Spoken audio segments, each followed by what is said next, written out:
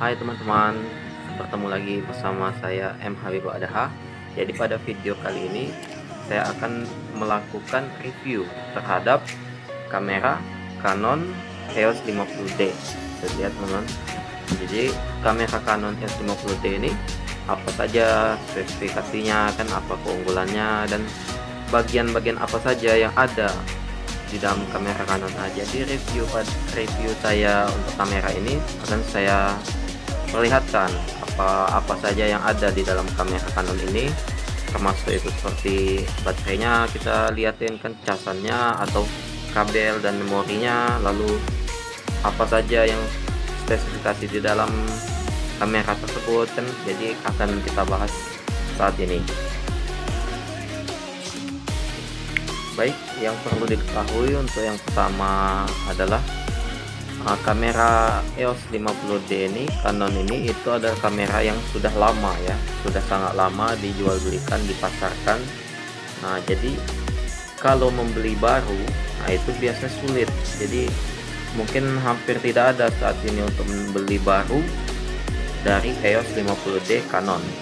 Nah, namun saat ini kalau untuk secondnya itu sangat banyak, dan itu pun masih kualitasnya masih bagus, karena Canon ini memang dibanding dan kamera-kamera yang lain, Canon itu memang terkenal dengan ketahanannya, keawetannya kan, lalu penyesuaiannya terhadap cahaya. Baik, tanpa berbasa-basi lagi, mari kita lihat apa saja yang bisa kita temukan di kamera Canon ini. Apakah layak untuk digunakan saat ini meskipun dia ini sudah kamera lama, apakah sudah ketinggalan zaman dan tidak lagi sesuai dengan keadaan modern seperti ini yang kameranya sudah lebih banyak model-modelnya. Baik, simak terus. Baik, yang pertama akan kita pelajari yaitu pertama, sebelum kita melihat isi apa saja yang ada di dalam kamera ini, kita harus tahu bahwa kamera itu, baterai kamera Canon itu seperti ini. Jadi sebelum kita menghidupkannya, kita akan memasang baterainya terlebih dahulu. Nah, untuk baterainya sendiri itu ada di bagian bawah ya teman-teman. Nah, jadi di sini. Nah, cara membukanya sendiri itu tinggal ditarik ke bawah. Ini ada seperti ini. Nah, angkat. Jadi tinggal dimasukkan ke dalam lubang ini, dan jangan terbalik ya teman-teman. Besinya ini itu di bawah. Jadi kan ada seperti kosong. Nah, ini ada besinya. Itu didahulukan ke bawah. Nah, seperti ini ya, di posisinya tekan sampai berbunyi stek katanya. Nah, itu sudah terkunci dia, dan menutupnya juga ditekan ya. Oke. Nah, saat ini kita kameranya sudah bisa dihidupkan. Nah, jadi sebelum menghidupkan kita harus cek lagi, cek apa, yaitu memorinya. Nah, karena kalau memorinya kita tidak ada, otomatis mungkin tidak bisa ada penyimpanan dia ya. Dan untuk memori sendiri, cara melihatnya seperti ini ya teman-teman.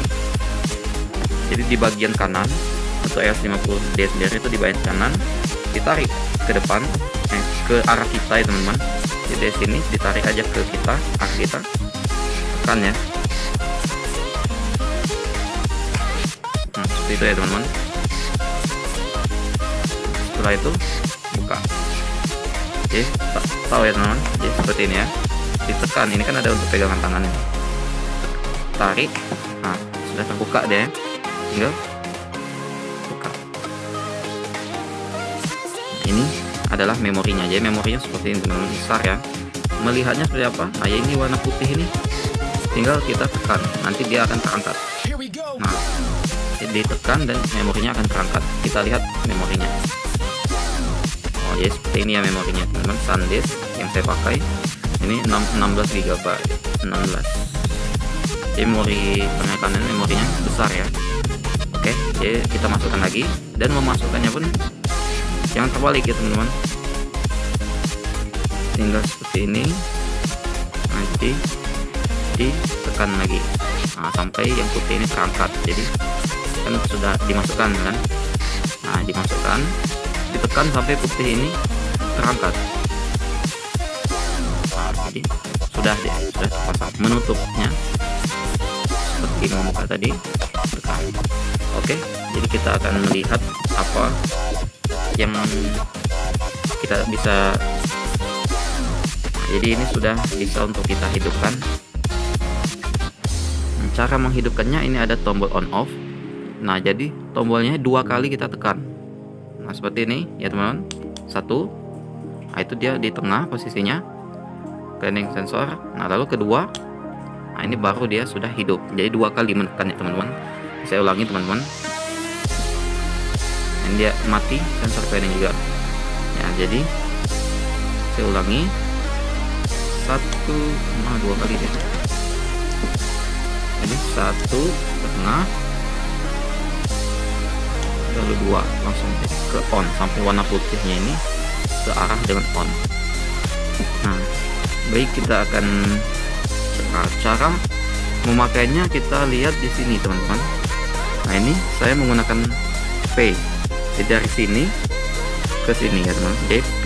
Kenapa? Bagaimana saya tahu ini menggunakan fitur P? Nah, putih ini, karena P ini searah dengan warna putih ini ya teman-teman. Nah, jadi yang berarti yang P ini yang sedang digunakan. Oke, kita lihat bagaimana ini ya. Untuk melihat layarnya itu tekan yang warna kamera ini teman-teman. Saat dia di posisi P, kita bisa untuk melihat layar teman-teman. Jadi kita tekan, nah bunyi dia, baru kelihatan agak buram ya teman-teman. Kelihatan isi dari layar tersebut. Oke, kita akan mencoba foto, namun karena ini malam hari, jadi saya akan menggunakan flash. Flash itu apa ya teman-teman? Flash itu cahaya, pencahayaan. Nah, jadi pencahayaan itu ada di sebelah sini teman-teman. Nah, ini di dekat logo EOS 50D. Kita akan tekan. Nah, setelah ditekan ini akan terangkat. Oke, kita coba ya teman-teman. Nah, dia flashnya terangkat. Ini flashnya ya teman-teman, cahayanya. Oke, kita akan mencoba foto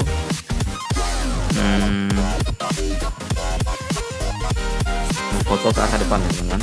Jadi bisa lihat. Oke, laptop ya akan saya foto ini. Oke, dan kita lihat hasilnya teman-teman. Oh, ini adalah hasilnya teman-teman.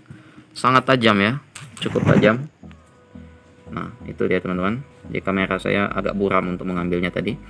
Inilah hasil dari kamera yang digunakan adalah P, dan ini pada malam hari menggunakan flash. Yes, masih cukup tajam. Jadi kalau kita untuk mau gunakan untuk fotografer, baik itu prewedding maupun foto-foto yang lain, itu masih sangat bagus ya teman-teman. Baik, kita akan melihat ini kan untuk foto yang barusan saya fotokan. Nah, akan saya perlihatkan bagaimana foto-foto yang sebelum-sebelumnya pernah saya gunakan. Nah, jadi kita akan lihat di sini ya teman-teman. Nah, itu adalah foto-foto yang sebelumnya pernah saya gunakan, yang saya fotokan di acara pernikahan. Masih cerah ya teman-teman, masih sangat cerah. Nah, jadi ini pernikahan dari saudara sepupu saya teman-teman.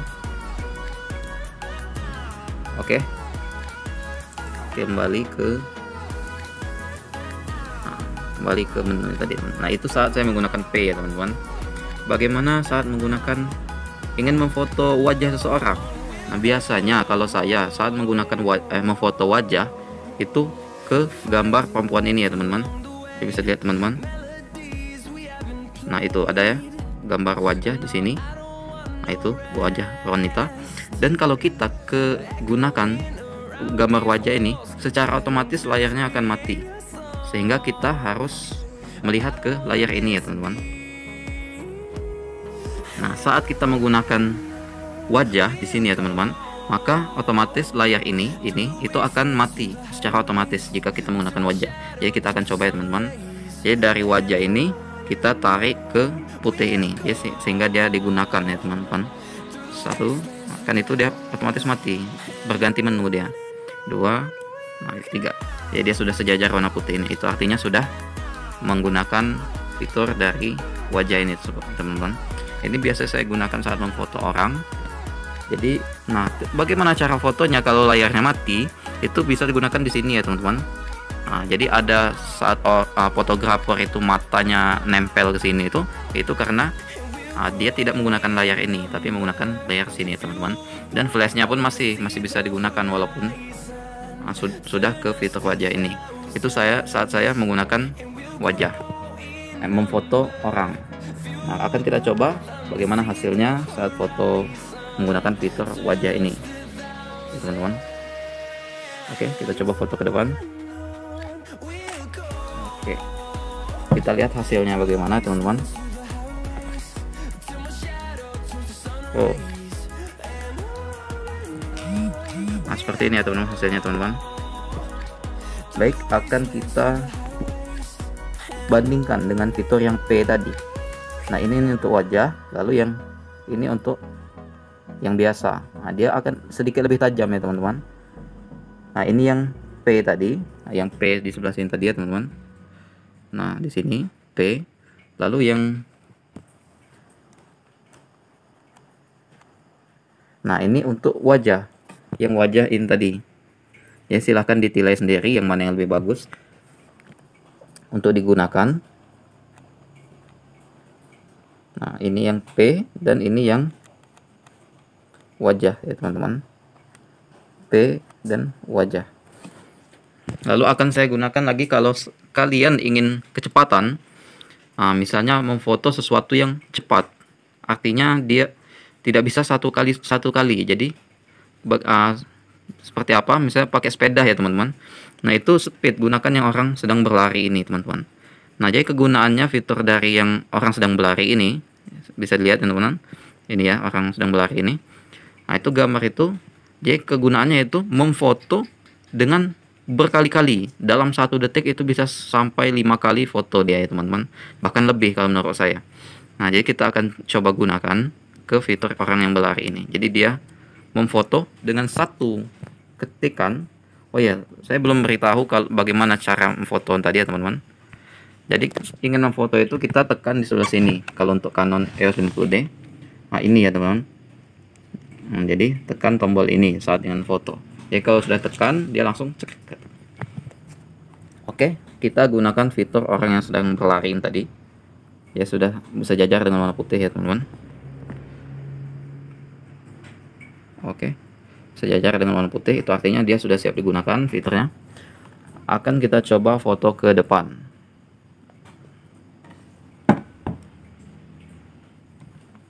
Jadi kita coba foto ke depan. Dia dalam 1 kali petikan, tekan di sini ya teman-teman, bisa sampai berkali-kali memfoto. Oke, 1, 2, 3. Nah, jadi dia banyak ya teman-teman. Nah, jadi bisa lihat sini teman-teman. Dia dengan langsung banyak cetek bisa sampai 3 sampai 4 kali. Nah, itu artinya dia sudah cek. Jadi artinya dia memfoto dengan berkali-kali ya teman-teman. Jadi dia kalau foto berkali-kali itu flashnya tidak hidup ya teman-teman. Jadi flashnya tidak hidup. Ini juga saya baru sadar. Jadi kalau dia menggunakan fitur orang berlari ini, itu flashnya otomatis tidak hidup. Jadi kita tekan saja. Oke, kita cari lagi apa lagi ya. Untuk kegemaran saya sendiri itu saya menggunakan fitur wajah ini ya teman-teman. Kalau saya biasanya wajah, M, P, dan fitur lari ini, itu yang saya biasanya gunakan ya teman-teman. Baik, kita kembali ke pen tadi dan kita tekan lagi ini agar melihat layarnya. Ya, sudah terlihat layarnya teman-teman. Lalu untuk Canon ini sendiri, di sini kita bisa lihat ya teman-teman. Bisa lihat sini ada baterainya. Baterainya penuh ya saat ini, dan ISO-nya saya gunakan 500 ISO-nya ya teman-teman. Nah, untuk Canon sendiri ISO-nya itu bisa mencapai 3000 ISO-nya, dan itu bisa diperbesar ya teman-teman. Jadi kita akan lihat cara melihat ISO-nya sendiri itu ya di sini ya teman-teman. Kita tekan dan lihat layarnya. Nah, itu ISO-nya teman-teman. Yang saya gunakan itu adalah 500 ISO-nya. Jadi kegunaan ISO sendiri itu apa? dia seperti mencerah. Semakin besar ISO-nya maka biasanya semakin cerah juga. Ya kita coba ya teman-teman. Oh ini mana ya?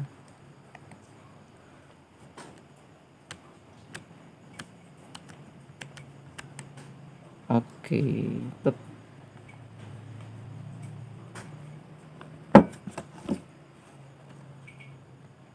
nah ini saya menggunakan ISO 3200 dibandingkan dengan ISO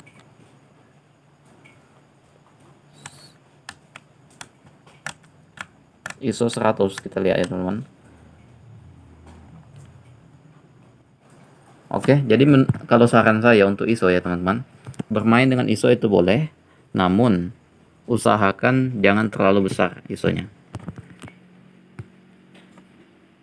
Karena semakin besar ISO itu biasanya hasilnya itu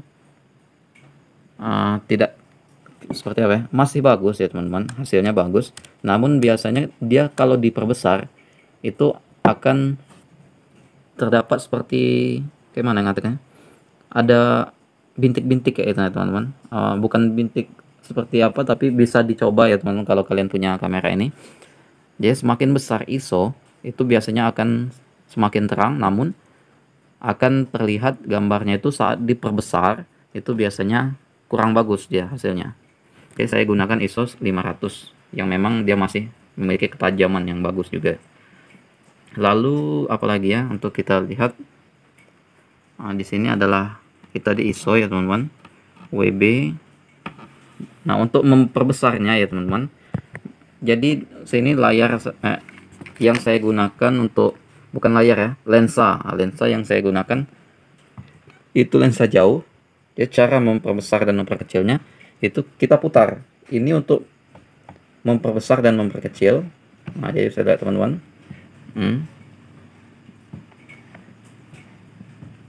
Itu untuk memperbesar dan memperkecil jarak pandang ya teman-teman. Dan untuk fokusnya sendiri itu ada di ujung layar. Nah jadi di sini ujung lensa. Kalau di pangkal lensa ini itu untuk memperbesar dan memperkecil. Kalau di sini, nah ini ada ya teman. Nah kalau di sini yang saya putar ini, nah itu untuk fokusnya. Jadi kita lihat di sini.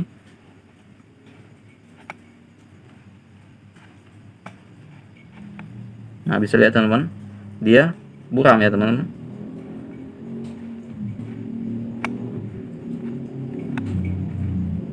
Mungkin agak kurang jelas kalau di kamera ya teman-teman. Nah, coba kita lihat lagi ya. Untuk di sini kita fokuskan lagi. Nah ini kan dia buram ya teman-teman. Nah dari buram ini kita putar lensanya di sini kan, kita putar di sini. Nah di sini kita putar.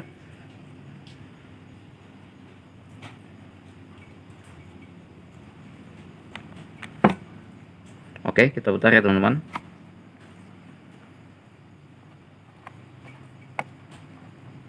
Nah dia akan lebih tajam ya teman-teman. Nah ini kan dia buram, tapi saat kita putar lensanya dia akan seperti tajam, semakin tajam, semakin kita putar semakin tajam. Oke, nah ini kita buramkan coba. Nah itu kan dia buram ya teman-teman. Pada saya ini sudah dekat dengan ini. Nah ya teman-teman, kita putar lensanya, putar lensa ini, putar lensa ini.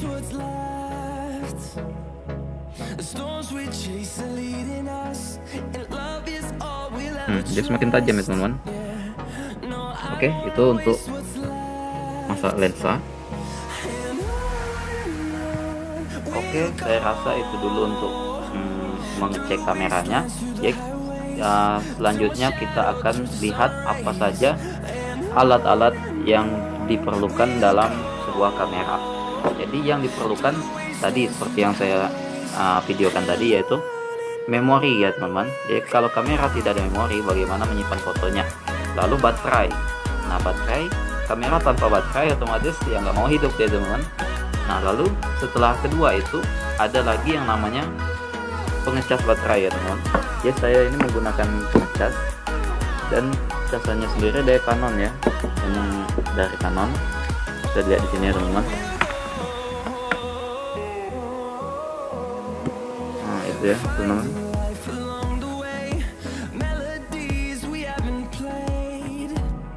Udah jelas ya teman. Oke. Intinya casan ya teman, casan baterai, karena tidak mungkin baterai kita akan selalu terisi penuh ya, otomatis dia perlu dicas saat sedang lemah. Lalu setelah itu ada juga kabel ya, kabel untuk mentransfer. Jadi ini kabelnya agak kusut ya teman-teman. Jadi pangkal kabelnya seperti ini. Ini ya teman-teman, bisa dilihat. Oke. Nah dan ini ujungnya lagi ya teman-teman, jadi dia seperti ini gitu. Nah kegunaan dari kabel ini sendiri ini cukup penting ya teman-teman. Kamera itu teman-teman, saat terutama kamera Canon ingin mengirimkan ke HP atau kemana, dia tidak bisa, dia harus ke laptop. Jadi otomatis dari memori kamera kita transferkan ke laptop. Nah, jadi menggunakan kabel ini. Jadi caranya yaitu buka lagi memori tadi, memori di sebelah kanan ya teman, sudah saya jelaskan tadi, sebelah kanan ini. Tarik, oke, buka, tekan yang warna putih, oke, dan ditarik. Oke, ini ada memorinya. Lalu kita masukkan ke sini ya teman-teman. Nah ini adalah input apa ini? Intinya ini untuk memasukkan salah satu alat mentransfer isi dari memori ini ke laptop. Caranya yaitu masukkan ya teman-teman. Ini ada tempat memorinya, kita masukkan.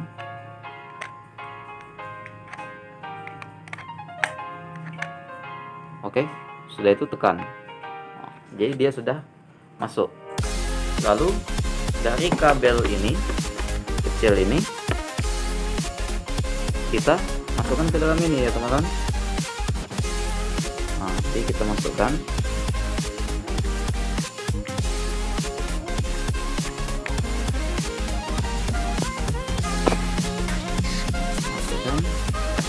Kemudian dari yang ini untuk sambung ke laptop.